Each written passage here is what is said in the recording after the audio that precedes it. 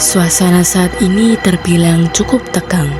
Raut wajah gugup tergambar jelas di wajah Firoz saat menjabat tangan seorang penghulu dan memandangkan ikrar pernikahan. Sholat dan mas kawin bayar tunai. Saya terima nikah bantuannya Dinar binti Najib dengan Firoz bin Mubah dengan sepengetahuan tersebut dibayar tunai. Bagaimana para saksi?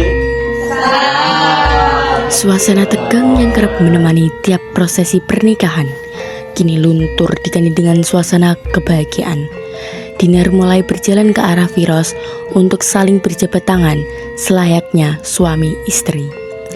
Hari ini dua pasang dara akhirnya menyatukan ikatan mereka dalam ikrar yang suci. Keesokan harinya, Firoz sedang membaca koran di teras rumah mereka. Firoz tersenyum saat Dinar sang istri ikut duduk di sebelahnya sambil membawa secangkir kopi. Dimikirin apa, Mas? Ya ada deh, cuma lagi bingung aja. Kenapa, Mas? Kalau ada masalah ngomongin aja. Sekarang kan udah ada aku. Jadi gini deh, Mas tuh ada rencana mau buka usaha anyaman, tapi tuh masih bingung izin sama modalnya gimana.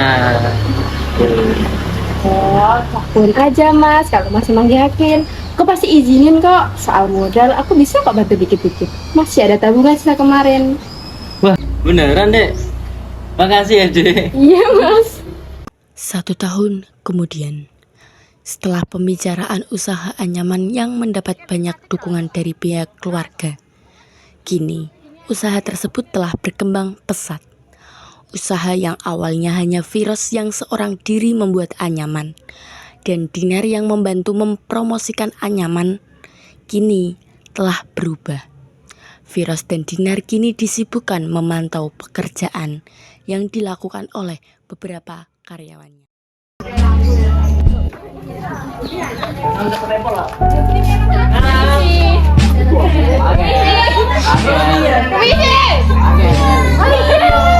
Iya. Ada apa ya? Siapa ini? Ibu Dinar ada di mana? Ini Bu Dinar. Saya kemarin Anda bisa nggak kita ngobrol? Oh, yang kemarin hubungi saya tuh ya? Iya. Ini berdua. Bentar ya. Sama Firoz dulu ya? Iya. Di sisi lain, toko besar nan megah dengan berbagai macam model anyaman terlihat cukup sepi. Dita sang pemilik toko terduduk di salah satu kursi yang memang disediakan untuk pelanggan dengan raut wajah masam. Ia terkejut saat melihat Laras, perempuan yang ia beri kepercayaan untuk ikut membantunya mengurus usaha anyaman, berlari menghampirinya. Misi dulu. Iya, silakan duduk dulu. Ada apa? Bu, ini karyawan kita tinggal sedikit, cuman sisa saya sama 2 orang aja. Loh, kok bisa? Yang lainnya pada kemana? Mereka pada mengundurkan diri, terus pada pindah ke tokonya Firoz, Bu.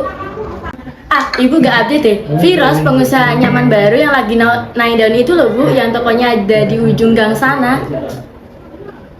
Kalau gini terus, kita bisa bangkrut, Bu. Selain karyawan kita yang pada pindah ke tokonya Firoz, beberapa pelanggan kita juga pada pindah ke sana. Yang benar aja kamu, baru beberapa tahun dia mendirikan usahanya. Masa dia bisa menggait pelanggan kita begitu mudah? Dari segi model dan bahan saja sudah dari toko kita yang terbaik. Ibu kalau dibilangin ngayal sih. Nanti kalau pas ibu pulang, coba aja lewat ke tokonya Firoz. Pasti beberapa karyawan dan beberapa pelanggan kita ada di sana. Kita gak bisa diem aja, kita harus bertindak. Saya setuju, Bu. Saya ada ide. Ide apa?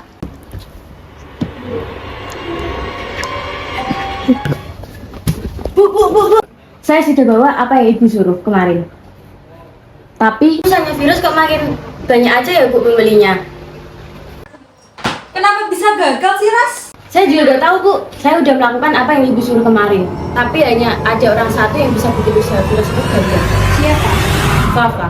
Kamu gila, Ras. Ngapain saya harus berurusan dengan dukun kampung itu? Tapi itu cara satu-satunya agar bikin usaha Firoz itu bangkrut. Lagi pula, Fafa itu kan dukun terkenal. Mana alamat dukun itu? Ini.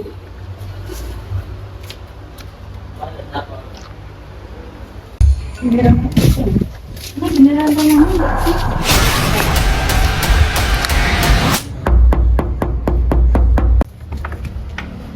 Mau ngapain kalian di sini?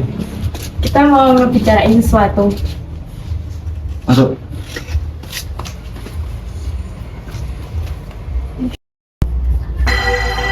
Tunggu kamar.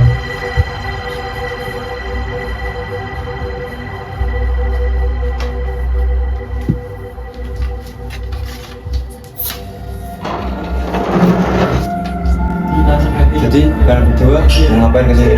Kita mau ngebicarain sesuatu, Mbak. Apa? Jadi saya mau menghancurkan usaha si Firas ini, Mbak.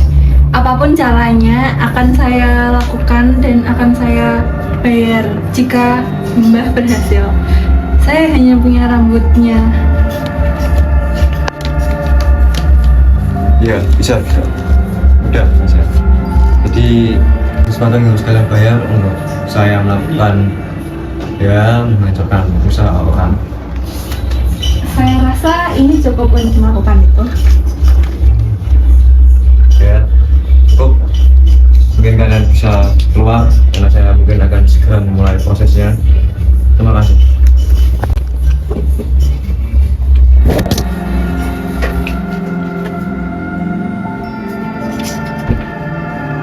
Mari, Mbak.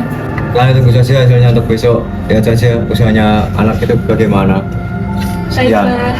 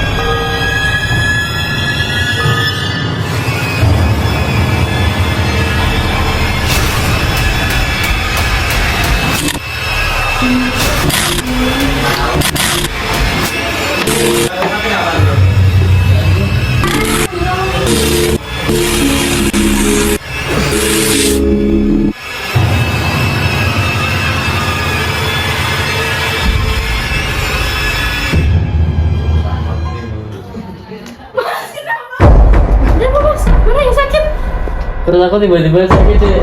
Kayaknya aku nggak bisa berangkat kerja hari ini. Oh, ya udah Mas, gak apa-apa, sudah dulu aja. Oh iya, aku nanti mau izin ke rumah Ibu sebentar ya Mas. Mau sama titip apa? Nggak mau titip apa-apa deh. Cuma dikasih. Ya udah, ini aku tak siapin buat makan siang ya Mas. Sekalian Iya. sarapan sekalian. Iya, jadi Ya ada. Mas ya, Mas udah tahu juga apa? Iya.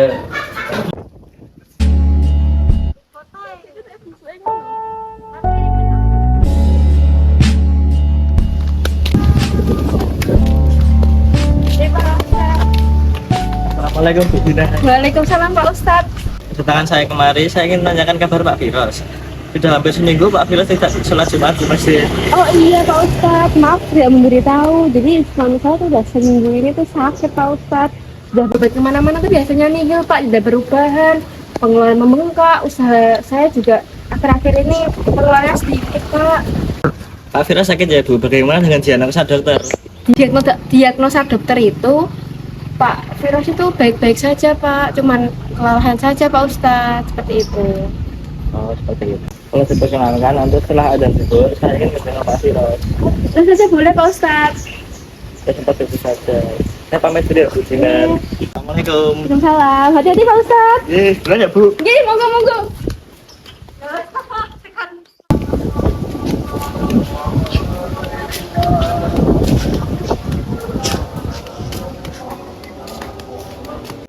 Mumpung lewat rumahnya Pak Firas, saya ngajak Pak Firas sholat zuhur aja lah.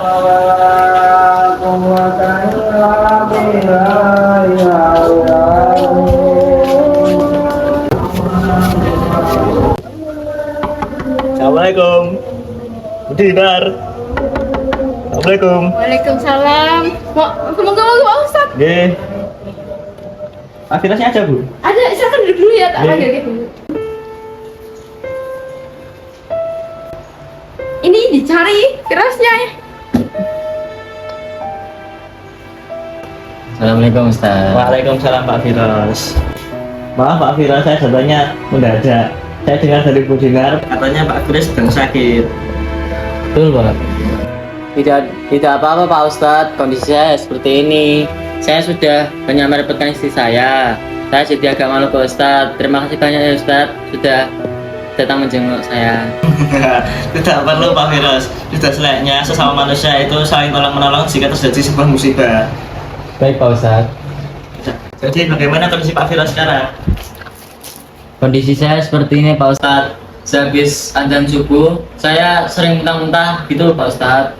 Terus perut saya tuh kayak kerasa ditusuk-tusuk banget, sakit banget. Innalillahi wa inna ilaihi raji'un. Habis itu, kalau pagi itu kaki saya nggak bisa dibuat jalan. Mau nggak mau sih saya yang harus pergi ke toko sendirian. Terus saya habis adzan maghrib, saya panas tinggi Pak Ustadz. Habis itu kaki saya masih alhamdulillah bisa dibuat jalan. Tapi meskipun itu masih dipapa sama istri saya. Innalillahi wa inna ilaihi raji'un Pak Firas. Bagaimana dengan diagnosa dokter? Kondisi saya habis didiagnosa dokter itu hanya kecapean aja Pak Ustadz. Tapi masa kecapean kayak gini Pak Ustadz sampai muntah-muntah kayak gitu kan nggak logis Pak Ustadz. Kalau boleh tahu, bagaimana kondisi awalnya Pak Firas? Awalnya saat saya bangun tidur, kepala saya tuh pusing banget Pak Ustadz. Sampai penyakit saya tuh parah sampai seperti ini Pak Ustadz. Mohon maaf Pak Firas, sekiranya selain saya menyinggung, sepertinya Bapak ini terkena guna-guna. Alangkah baiknya jika setelah ada nasar, Bapak saya ruqyah di Masjid Wali Al Makmur. Iya. Sejauh itu Pak Ustadz. Saya hanya menyarankan saja Bu, siapa tahu bisa membuahkan hasil. Saya tertarik mencoba di ruqyah Pak Ustadz, saya mau sembuh biar nggak merepotkan istri saya terus. Kamu kenapa sih Mas? Kamu nggak boleh gitu. Sakit yang kamu ceritain itu merupakan ujian dari Allah Subhanahu Wa Taala. Kamu nggak boleh kayak gitu. Tapi aku mau sembuh dek, aku mau bekerja lagi, izinkan aku ya dek. Kalau emang ruqyah merupakan jalan satu-satunya untuk menyembuhkan penyakit kamu dan demi keselamatanmu, aku izinin demi keselamatan dari kesembuhanmu. Alhamdulillah kalau Pak Firas dan Bu Dinar setuju. Untuk waktunya nanti setelah Ba'da Asyar mungkin saya akan melakukan ruqyah Pak Firas di Masjid Wali Al Makmur. Terima kasih Pak Ustadz. Sama-sama Pak Firas. Semoga dengan ruqyah ini bisa membantu pengobatan Pak Firas. Amin, amin. Saya pamit dulu ya. Maaf ya Pak, merepotkan. Terima kasih sudah menjenguk saya Pak Ustadz. Kini Firas, Dinar, dan Ustadz Bintang telah Pak duduk Firas. melingkar di dalam masjid untuk melakukan prosesi pengobatan Islami yang lebih dikenal dengan sebutan ruqyah.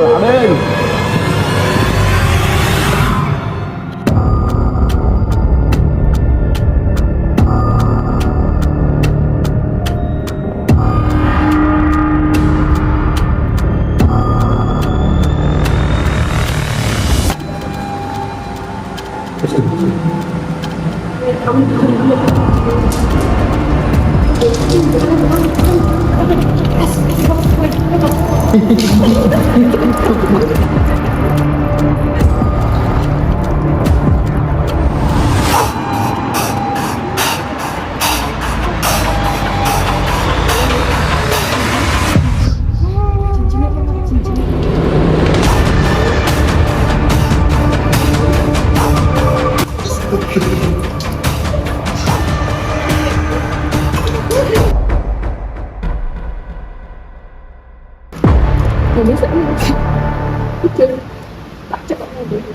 Innalillahi wa inna ilaihi raji'un. Selama ini yang benar-benar Pak Firas sangat kuat, sangat terdeteksi oleh medis. Iya. Untuk selanjutnya Pak Firas ini bisa dibacakan Al-Quran saja di rumah. banget kalau gak ada Ustadz. Mungkin kasihan ini suami saya gak bisa ngapa-ngapain. Sedih mungkin udah balik kelaparan. Sehat-sehat Pak Fira.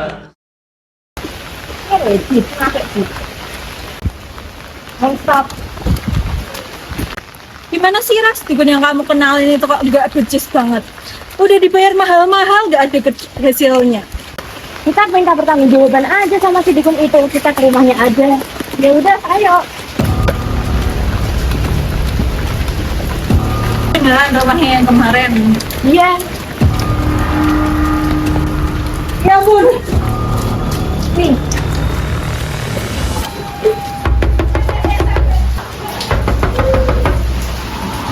Kok gak ada yang bukain sih? sama kita dobrak aja. Ya udah, cepet sana. Kok pintunya nggak dikunci sih? Rumahnya juga kelihatan sepi banget ya. Ini bukannya ruangan yang kemarin. Iya, kayaknya ini deh. Kita buka aja. Itu dulunya kenapa? Kok ada keris yang tertancap gitu? Aduh, gimana nih ya Bu? Apa mending kita kabur aja daripada dituduh yang enggak? Iya, iya, ayo.